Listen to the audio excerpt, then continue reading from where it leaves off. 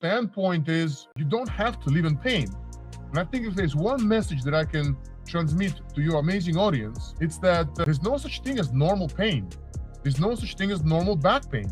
If you live in pain, then there's something wrong. And it doesn't mean it's something catastrophic. It means that you're like everybody else. Something is wrong and your body is telling you so. Gosh, this is a hill that I'm ready to die on. I'm here for it. Nobody wants to be in pain. Unless you're doing some medical legal work where patients are faking it, nobody wants to be in pain. One. Your pain is coming from somewhere. So this whole thing about it's all in your head and we gotta rule out everything else. I'm trying not to be real ugly in this, but bottom line is, if I can't figure out what's wrong with you, it must be in your head. That's not logic. That's just absence of knowledge. Right. It's because her pain management doctor is not filling her prescription. So that's an important thing to acknowledge. The other part is, and I don't think we talk about this enough, because we talk about doctors writing pain management prescriptions or not writing pain management prescriptions. I think it goes deeper than that. Doctors are supposed to make a diagnosis, not try this and try that.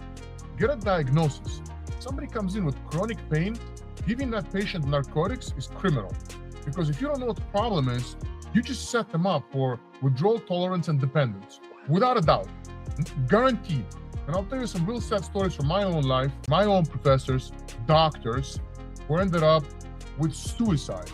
So the same pathway, narcotics pathway. So no one's gonna outsmart the narcotics.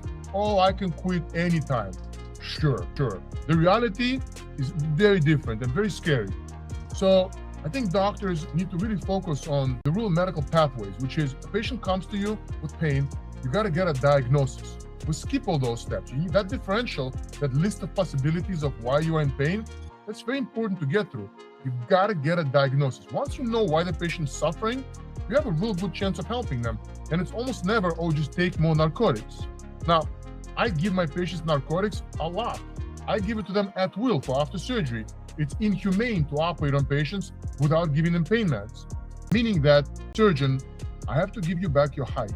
I have to make you taller. I'm not talking about leg lengthening stuff. I'm talking about sneaking in, removing the remnant of the disc, and replacing it with a much taller device, either a fusion device, if there's deformity, or a disc replacement, if there's just disc degeneration. This way you keep your motion and you get your height back, you place your head back on top of the butt, you restore the balance, voila, the back pain is gone.